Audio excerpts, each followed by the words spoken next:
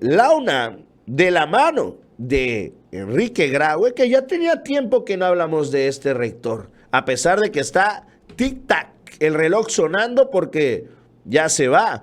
El presidente López Obrador habría anunciado que no se va a meter en el relevo de la UNAM, por lo menos no de lleno, aunque sinceramente yo creo que es de esas veces que dices que no, pero cuando menos así un poquito, una mentirita piadosa, como lo dije, ¿no? Pero sí moviendo un poquito los hilos para que no quede otro personaje detestable como lo es Graue. ¿Por qué? Porque se acerca a la rectoría, que si no es bien, ¿cómo se llama? Lorenzo Córdoba, que yo creo que a estas alturas no será Lorenzo el candidato a la rectoría de la UNAM, pero yo al que sí veo, y que veo bien entrado, y que veo bien caminado, es a Murayama. Yo creo que esa va a ser la apuesta de parte del grupo de Graue para, pues para quedarse ahí en la cabeza de la rectoría, que ya vimos que es pues un botín mayúsculo, es la lana del mundo. El señor Graue se ha desviado casi 30 millones, de los cuales no tiene cómo comprobar ni cómo ni a dónde lo gastó, nada. El señor gasta y gasta en la tarjeta de crédito y no tiene ningún problema para pagar sus deudas, cuando su salario pues no le alcanza para cubrir estas deudas. Pero bueno, en medio de esto se da un ataque de parte de la UNAM, y es que ahora intentan revivir el tema del COVID. Sale la UNAM y lanza un reporte en el cual insta a que todos de nuevo nos pongamos el cubreboca. Empiezan esta campaña de terror. ¿Para qué? Yo creo que esto se da previo a la jornada electoral y sobre todo también previo a la caminata que están haciendo las corcholatas, donde estamos viendo como a cada lugar que llegan han cimbrado por completo, están inundadas los mítines de campaña de las corcholatas, con lo cual con estas medidas podrían frenar o que la gente, intimidar a la gente de que si llegan a ir a estos eventos multitudinarios, corren riesgo su vida de nuevo por el tema de la pandemia. La UNAM pide usar cubrebocas ante las variaciones del COVID-19.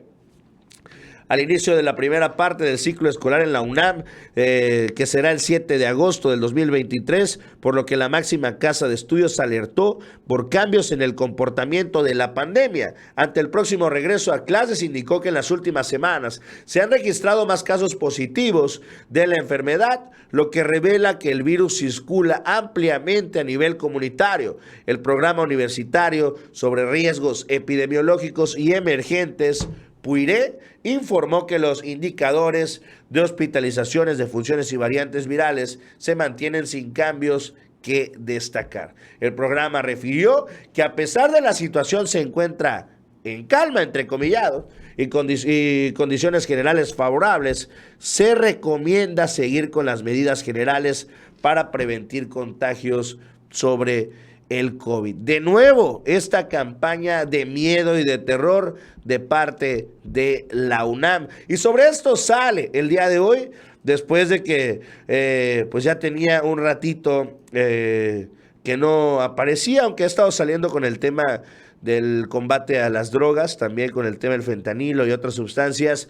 Sale el doctor Hugo López-Gatell para poner en su lugar a estas nuevas recomendaciones, entrecomilladas, de la UNAM, que lo único que intentan es meterle miedo al pueblo.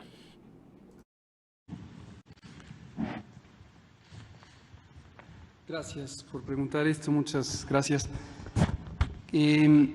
La UNAM tiene una responsabilidad, la rectoría de la UNAM, de cuidar a su comunidad, y la Comisión Universitaria para la Atención del COVID, que estableció desde el inicio de la pandemia, ha tenido ese enfoque. Hoy ese enfoque está en la responsabilidad del Programa Universitario de Riesgos Epidemiológicos Emergentes, y hace un monitoreo periódico justamente con base en la información pública que tiene nuestro gobierno y que presentamos también públicamente, o que tienen otros gobiernos, para ver la situación de otros países. Confiamos mucho y son nuestros amigos, el equipo de personas especialistas que trabajan en esto. El comunicado que producen ayer, lo dice el propio comunicado, tiene como principal enfoque el considerar la protección de la comunidad universitaria en antelación al muy próximo inicio del ciclo escolar universitario. Pero qué bueno que lo pregunta, porque es importante no sobredimensionar, no exagerar la preocupación sobre algo que muy claramente y objetivamente presenta la universidad. Ellos lo que dicen, y coincidimos con su apreciación, la situación está en calma.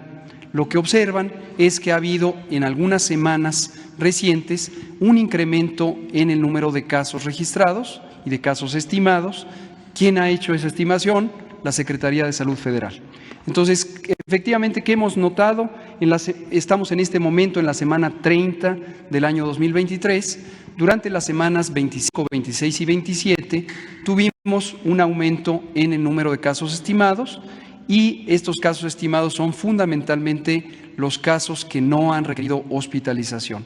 Con respecto a la hospitalización, hemos notado que algunas personas que no recibieron esquemas de vacunación completos son quienes pueden estar ocupando camas hospitalarias, pero la ocupación es mínima. El Instituto Mexicano del Seguro Social en todas sus unidades tiene solo 19 personas hospitalizadas por COVID en todo el país. Y el porcentaje de ocupación es menor al 2% en todos los sistemas o subsistemas del Sistema Nacional de Salud, y menor a 0.5% para las personas que pueden estar en las terapias intensivas. No hay ninguna situación de alerta, es parte de la variabilidad que puede tener la circulación endémica del virus, y en otros países, específicamente en Estados Unidos, se han manifestado también estos cambios. Se sabe que hay un acoplamiento epidemiológico, esto quiere decir una relación entre lo que ocurre en Estados Unidos y lo que ocurre en México por razones de proximidad geográfica y movilidad de las personas. Está de nuevo Hugo López-Gatell retomando el timón sobre el tema de la pandemia. Vemos entonces ya muy claro cuál será uno también de los planes que esté ya cocinando parte de la oposición para intentar que la gente, infundir el miedo y que de nuevo pues la gente no salga, ya sea a votar, pero yo creo que más que a votar ahorita es a que no vayan a todas estas movilizaciones que están haciendo las corcholatas para consolidar pues sí los proyectos, ¿no? Con lo cual pues ahí muy clara, ¿no? Lo dice Gatell. No hay que estar alarmados, no hay nada de qué preocuparse. A lo mejor las personas que tienden o tenderán a enfermarse con un poquito más de gravidez serán las que no se hayan puesto su esquema de vacunación completo. Recordemos que eran 2 vacunas y el refuerzo, pero creo yo que con las 2 vacunas es más que suficiente. Si se pueden aplicar refuerzo, pues bien, creo que ya ni siquiera hay tantas campañas de vacunación por el COVID, con lo cual no nos intenten meter el miedo, todo está tranquilo y bueno, es una más para que vean lo desesperados que se encuentran a tal grado de querer revivir una pandemia que tenemos, gracias a Dios, ya más de un año que podemos estar con normalidad y como diría Noroña, sin bozal.